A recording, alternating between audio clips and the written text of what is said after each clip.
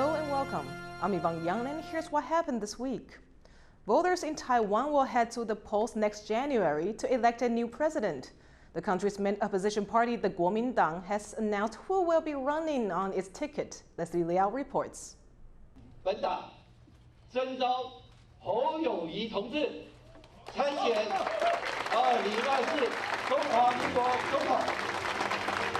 After months of speculation and campaigning, Taiwan's main opposition party, the Kuomintang, or KMT, announced it's nominating Hou You-yi to run for president in Taiwan's upcoming 2024 elections. The selection came down to two people, Hou, who's the current mayor of New Taipei City, and Terry Guo, founder of Foxconn, the world's largest contract electronics manufacturer. This isn't the first time Guo has sought the KMT's nomination.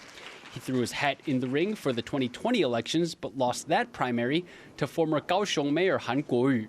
That outcome saw Guo quit the party. In early April, Guo announced his intention to vie for the KMT nomination again and apologized for leaving.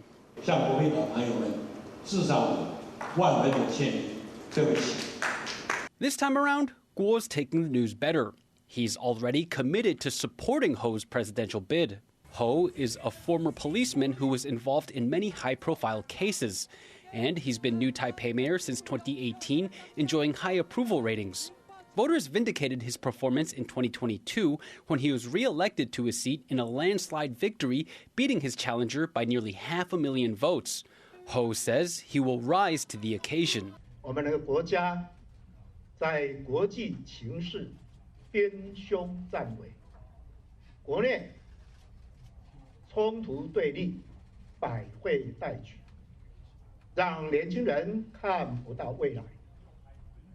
我们必须大破大立，再次让政党轮替。 Hou faces a tough battle. He's going up against Vice President Lai Ching-te from the ruling Democratic Progressive Party, another highly popular political figure in Taiwan. They're set to face off with former Taipei City Mayor and Taiwan People's Party Chair Ke Wen-je. Hou has yet to speak in detail about many of his policy ideas, including how to handle China.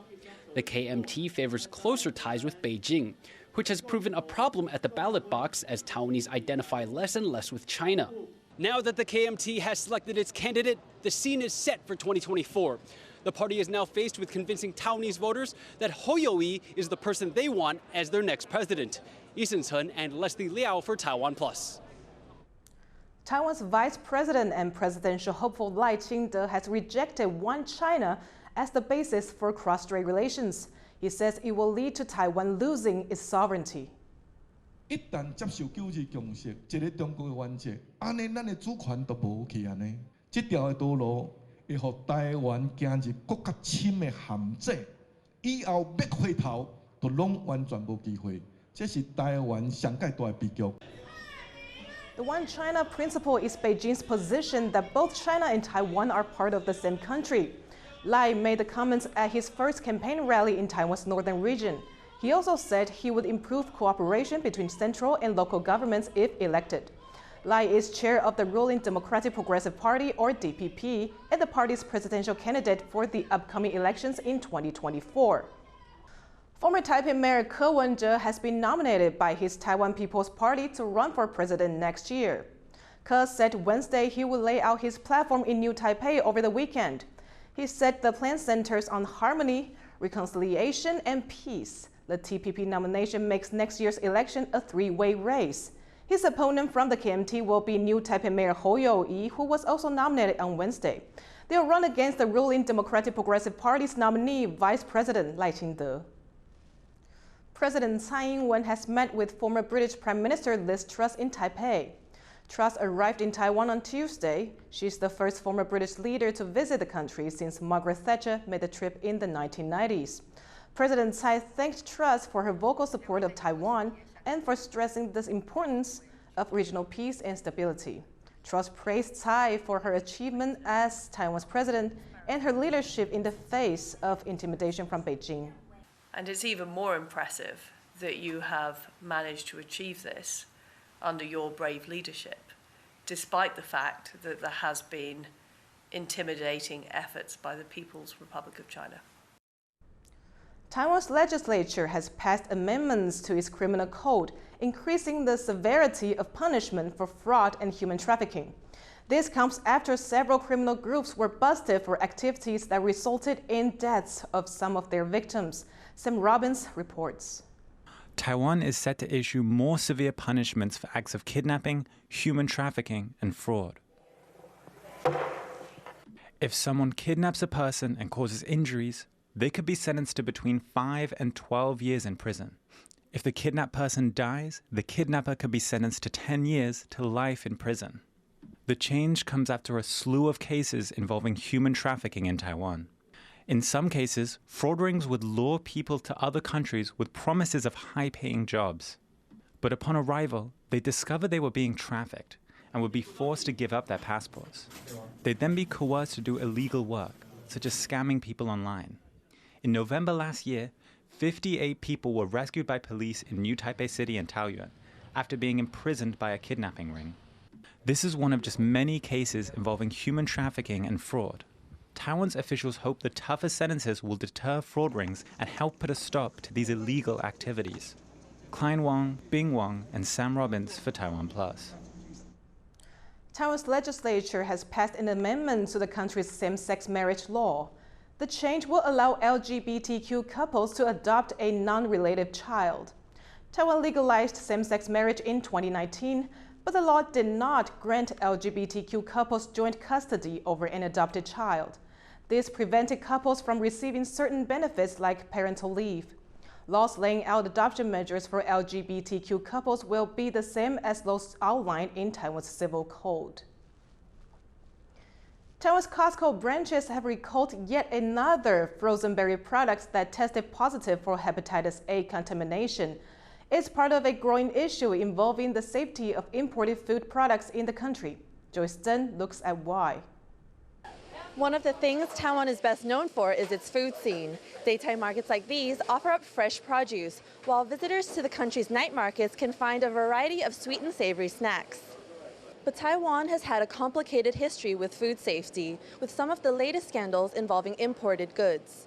The latest scare? Frozen berries tainted with hepatitis A sold in the Taiwan branches of American wholesaler Costco. Last month, imports of the company's Kirkland brand mixed berry and blueberry products tested positive for the virus, and now new batches of its frozen strawberries have too. The berries are now a part of a growing list of recalled food products. That's included Indonesian instant noodles, Haagen-Dazs ice cream, and even baby formula. Ruben Wong, a public health professor at National Taiwan University, says a driving factor behind these incidents are Taiwan's changing eating habits. Previously, for Chinese, we often eat like cooked food. We didn't eat those ready-to-eat food. These eating habits actually came from the foreign countries. This change means more reliance on supermarkets with imported goods, as opposed to traditional outdoor vendors and night markets. Wang says scale matters here. For night market, because they are individual person to prepare the food, so the damage is not that big compared to the food that is selling from the big companies. As food trends cross borders, there is more reliance on preserving the goods to last the journey. Wang says this means there are unknown risks for the consumer. There are a lot of food distributed nowadays, new food and new technologies involved in the food processing. We don't know about the new contaminants, so people have to be more vigilant about their food they're eating right now. Taiwan first passed its food sanitation law in 1975 and since then has expanded its oversight of food safety. The country now has at least 4 different government bodies dedicated to monitoring food-related health issues. But Wang says they may not be well enough equipped to keep track of new products from overseas. Though new tech can help preserve food for longer, the science behind it is still developing. For now, Taiwanese consumers can stick to the idea that fresh is best. Klein Wang and Joyce Zhen for TaiwanPlus. The World Health Organization said last week that Mpox is no longer a global health emergency, but cases are still spreading in Taiwan. Sam Robbins takes a look at the government's prevention response. Taiwan recorded 12 new domestic cases of Mpox this week, bringing the total to 81 since March. The country's Centers for Disease Control also expects cases to rise for the rest of May and into June. The Mpox virus was formerly known as monkeypox. Even as the World Health Organization is downgrading the severity of Mpox internationally, in the short term at least, the situation is likely to get worse in Taiwan. The country confirmed domestic transmissions had taken place in March. From that time, Taiwan purchased vaccines and set up a system to allow people to register for jabs. But activists say the initial response was not enough. 就是大家在登记疫苗的时候，很像是在抢演唱会，非常的困难，大概几分钟就结束了这样。 Now that Taiwan has more vaccines, the main challenge has been ensuring that at-risk populations have access to and are willing to get a jab. Mpox is not a sexually transmitted disease. It spreads through skin contact, but the disease has mostly spread among the LGBTQ community and in particular, men who have sex with men. Taiwan Tongzhi Hotline Association President Sean Du has said that there has been much negative discussion online and that some doctors and politicians have made statements targeting the LGBTQ community.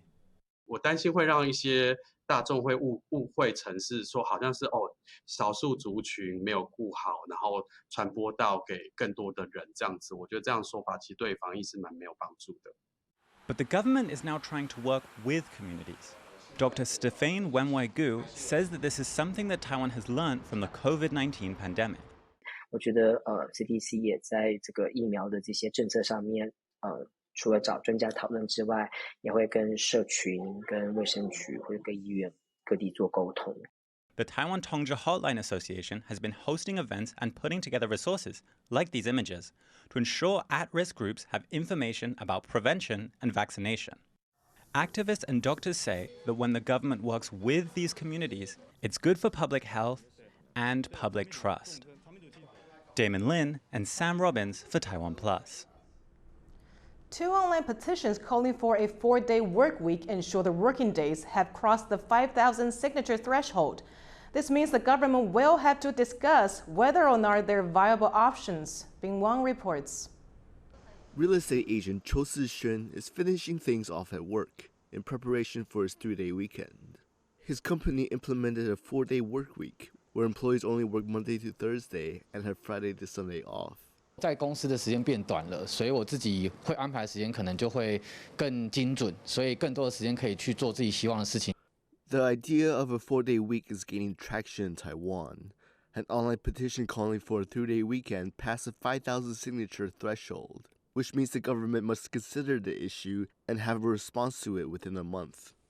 Another petition put before the government called for a 6 or 7 hour workday instead of the current 8. Even universities are thinking about cutting back on required attendance time and switching to a 4-day school week. 对学生的这个学习的内容来讲的话，并没有任何的减少。原来5天的课程浓缩这个缩减到4天把它全部修完，那我觉得这个应该是很好的，学生有更多的时间可以做自己的思考。 Penn says courses will still be taught the same and teacher salaries won't be cut. But not everyone is on board with the idea of a 4-day work week, especially in the service industry.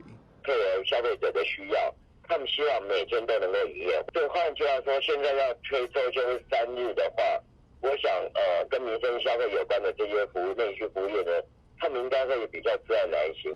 5-day work weeks have been the norm for almost 100 years. It would take a big overhaul to switch to 4 days a week. But if Cho's company's success is any indication, that long-established convention may soon be broken. James Lin and Bing Wang for TaiwanPlus. Thank you for watching Here's What Happened. Finally, we leave you with images of an endangered Mediterranean monk seal on the beach in Jaffa, Israel. I'm Yvonne Young. Take care and see you next time.